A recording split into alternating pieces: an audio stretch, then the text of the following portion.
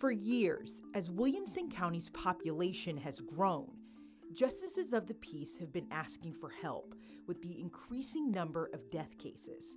This week, on Inside the Investigation, Arzo Dost explains why a new solution to help the judges is already facing challenges.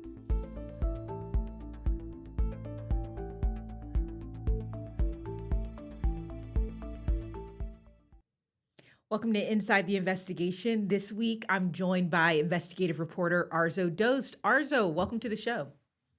Hi, Kelly. Thanks for having me. Thank you for being here. Let's jump right in. So for over a year, you and our investigative team have been highlighting a long-standing practice in Texas where justice of the peace, often without a background in medicine, can determine cause and manner of death in most parts of this state. Tell us why that is. Well, you have to explain, the law first, Kelly, and we've been looking at this, as you mentioned, for more than a year now. Texas law says for counties that hit a population of 2.5 million are required to establish a medical examiner's offices. But if you haven't hit that population threshold, counties can create their own medical examiner's office through commissioner's court. But here's the interesting thing. Across Texas, out of 254 counties, only 14 counties today have a medical examiner's office. Wow. So many are not doing that, even though they can do it as an option. Your story from this week focuses on Williamson County, which is in a peculiar spot. They're growing really fast, and it's, as you explained in your reporting, creating challenges. Absolutely. And it goes back to this law, for years now, justice of the peace judges who determine cause and manner of death and who are handling these death cases say the growing population is impacting their work inside their courtrooms on, the court cases too.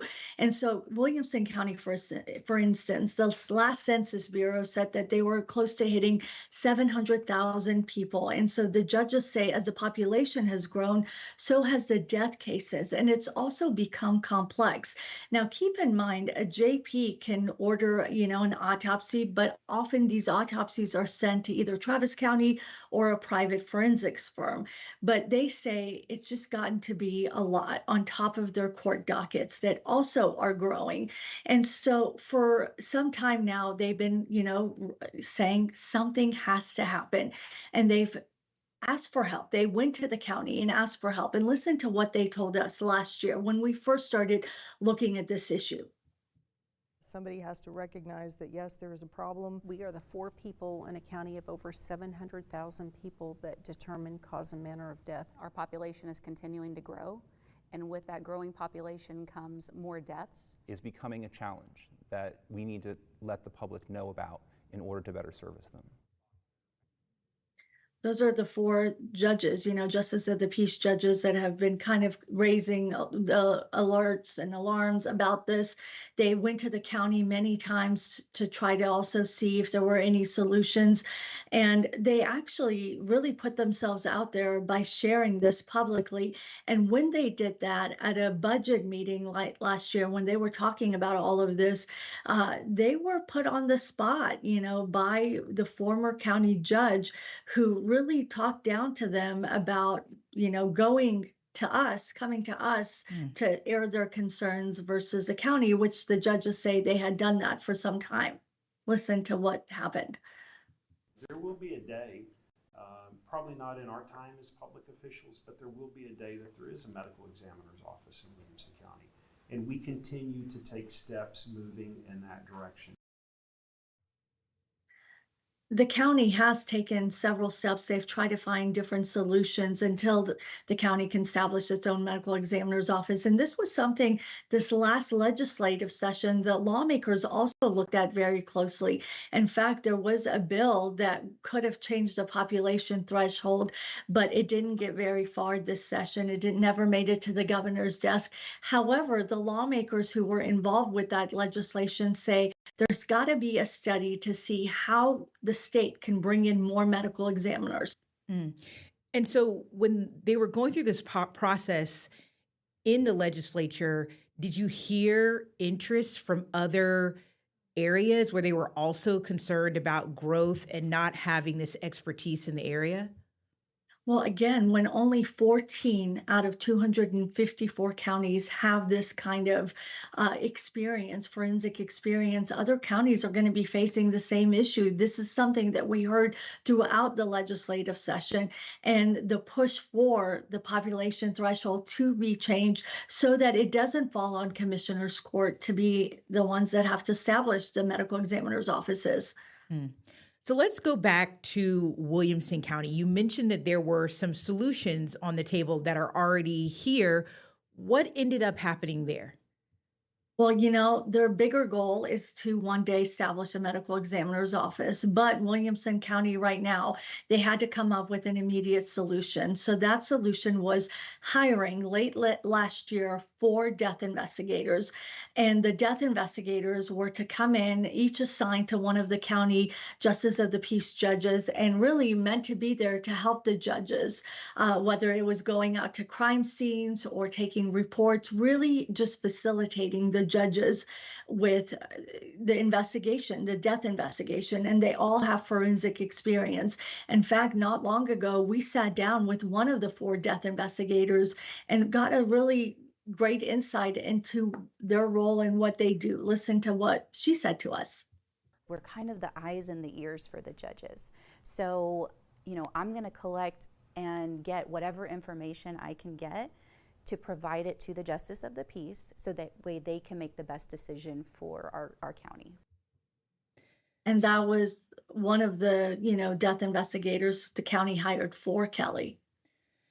So we've got these death investigators there. For a while, these JPs have been saying to elected officials, help us, we need more help to deal with this workload. What has been the result of the death investigators being there? Kelly, the death investigators started in January, so it's been about 6 months now. And the judges, I've been talking to them throughout this process. They said, unfortunately, as of today, they have not seen the relief that they were hoping to see. They released, a statement saying that their responsibilities with, handling court dockets that are growing and then still being so actively involved in these death investigations has really not provided them the time they need to give back to the courtrooms. And so they're still trying to figure it out. Wow. So they finally get some quote unquote relief, but they're saying it's still not working. How is that possible that they have these new staff members and that's not helping them out? Do you have any insight into what the disconnect is? Well, Kelly, the county says this is a new program and they don't have a playbook on how to do this. So they say it's going to take some time for the death investigators to get used to the justice of the peace judges and the way they do things. And so the county says it's going to take some time, but the judges say, these death investigators come with a lot of experience. They have forensic experience. They've worked at other medical examiners' offices across the state, the counties that have them. And so they were expecting more of an immediate relief. And in fact, it's gotten to the point where we just, reported that one of the county judges told us that she no longer is going to be utilizing the assistance of her death investigator. And at this point, she's just going to continue to do it on her own because the relief has not been there and she's having to do more work to get everybody on the same page. So one of the judges, one of the JPs that sat down in front of you and said, we need help, we need assistance, says, not only is the help not coming quick enough, the relief isn't coming quick enough, but it's actually increasing my burden slightly. How is that possible? She says, there's a lot of learning curve that has to go with this right now, and it just hasn't gotten there. It's 6 months into the job. And so at this point, the judges are saying, we need to look at long term, what's going to happen. The county needs a medical examiner's office today. And if that's not going to happen, then we need to look at the death investigator program and possibly restructure it because what's happening right now is not working. And so the county and the judges want to sit down to see how to move forward. And you mentioned the medical examiner's office. That's their ultimate goal. That's what they really want to see. How far off is that from coming to reality?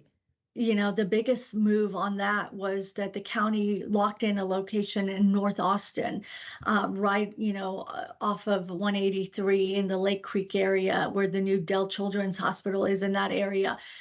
So they've locked in a location for the future site of the medical examiner's office.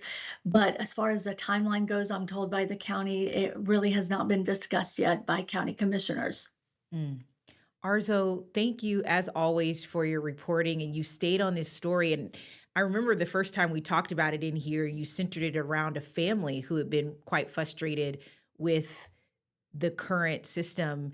And I know they're watching and looking for what's going to ultimately happen in this situation. So thank you for your reporting. And thank you guys for listening and for watching us.